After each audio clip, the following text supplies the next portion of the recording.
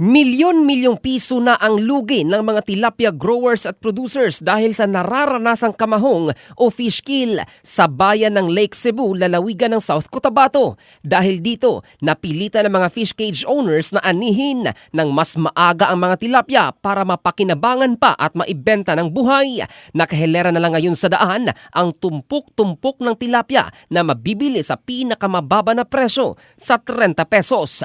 Batay sa data ng Department of Agriculture Lake Cebu, mula Oktubre 23 nitong taon, tinatayang higit 70 metric tons na ng tilapia ang nasagip sa ginagawang emergency harvest ng mga growers, habang nasa 25 metric tons naman ang nai-harvest na patay, ngunit naibenta pa rin subalit mas mababa na ang presyo.